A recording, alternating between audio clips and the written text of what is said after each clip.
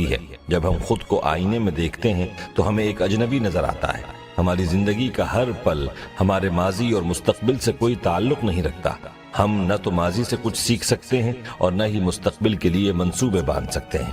دوستو، آپ کی معلومات میں اضافے کے لیے آپ کو بتاتے چلیں کہ انسان کے دماغ کا وزن عام طور پر 1.4 کلو گرام یعنی 3 پاؤنڈ تک ہوتا ہے، اور وہ گریپ فروٹ جتنا ہوتا ہے۔ دماغ میں 1 کھرب کے لگ بھگ اعصابی خلیے پائے جاتے ہیں جو کہ ایک دوسرے سے جڑے ہوتے ہیں۔ اکثر ایک خلیہ 1 لاکھ دوسرے خلیوں سے جڑا ہوتا ہے۔ اسی وجہ سے دماغ بہت سی معلومات کو ذخیرہ کرنے کے قابل ہے، البتہ اس معلومات کا کوئی فائدہ نہیں اگر ہم ضرورت پڑنے پر اسے یاد نہیں کر پاتے۔ کئی لوگوں کا حافظہ بہت تیز ہوتا ہے اور ان میں بہت سے ایسے لوگ بھی شامل ہیں جو زیادہ پڑھے لکھے نہیں ہوتے۔ دوستو، ماہرین کے مطابق اس کے 3 مرحلے ہوتے ہیں۔ پہلے مرحلے میں دماغ معلومات کو حاصل کرتا اور اسے پہچانتا ہے۔ دوسرے مرحلے میں دماغ اس معلومات کو ذخیرہ کر لیتا ہے۔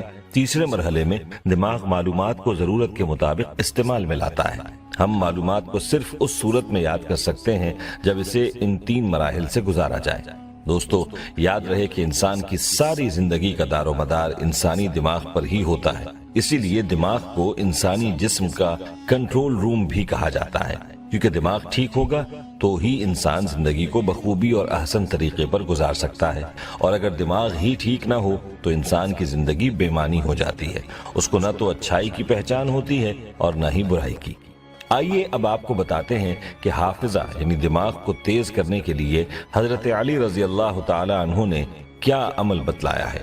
کہتے ہیں کہ ایک شخص حضرت علی رضی اللہ تعالی عنہ کی خدمت میں آیا اور کہنے لگا کہ اے امیر المؤمنین، مجھے باتیں یاد نہیں رہتی، میں اکثر بھول جاتا ہوں، مجھے کوئی عمل بتائیں کہ میرا دماغ تیز ہو جائے۔ تو اس پر حضرت علی رضی اللہ تعالی عنہ نے اس شخص کو کہا کہ تم جو بھی کچھ کھانے لگو یا پینے لگو تو اس پر یا اللہ یا علیم پڑھ کر دم کر دیا کرو، اور اس کے بعد اس کو کھا لیا کرو، اور اسی طرح سے فجر کی نماز کے بعد آسمان کی طرف دیکھ کر یہی کلمات پڑھ کر اپنے اوپر دم کر دیا کرو۔ اس شخص نے اسی طرح سے کیا، اور کچھ عرصے بعد آپ رضی اللہ تعالی عنہ کی خدمت میں حاضر ہوا اور کہنے لگا میں نے آپ کا بتلایا ہوا عمل کیا تو اس سے میرا دماغ تیز ہو گیا ہے، اس لیے ہمیں بھی چاہیے کہ ہم بھی اس وظیفے کو اپنا معمول بنائیں اور اپنے دماغ اور حافظے کو تیز کریں۔ دوستو، آئیے اب آپ کو حافظے کو بہتر کرنے کے لیے ایک قرآنی وظیفہ بھی بتاتے ہیں۔ مذکورہ عمل کے ساتھ آپ اس عمل کو بھی کر سکتے ہیں۔ اس عمل سے انشاءاللہ آپ کا حافظہ غیر یقینی طور پر بہتر ہو جائے گا۔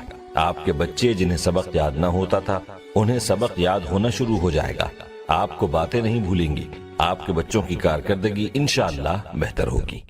دوستو، یہ وظیفہ ہے قرآن پاک کی سورہ حشر کا، جو کہ 28ویں پارے کی دوسری سورہ ہے۔ زیادہ لمبی نہیں ہے کہ جس کی تلاوت کے لیے آپ کو زیادہ وقت درکار ہو۔ دوستو، اس وظیفے کا طریقہ کار بہت سادہ ہے۔ آپ نے روزانہ اس سورہ مبارکہ کو 1 بار تلاوت کر کے پانی پر دم کر دینا ہے اور اس پانی کو متاثر بندے کو پلا دینا ہے۔ اول و آخر درود شریف 3 مرتبہ لازماً پڑھیں۔ یاد رہے کہ اس عمل کے لیے آپ نے اتنا پانی لینا ہے جو کہ آپ نے گھر میں بچوں یا افراد کو پلانا ہے۔ اگر 5 لوگوں کے لیے عمل کر رہے ہیں تو 5 گلاس ہی پانی لیں اور اس پر دم کر دیں، اور وہ پانی اسی 1 دن میں استعمال کرنا ہے۔ اگلے دن پانی بھی نیا لینا ہے اور سورت کو بھی بتائے گئے طریقے پر دوبارہ پڑھ کر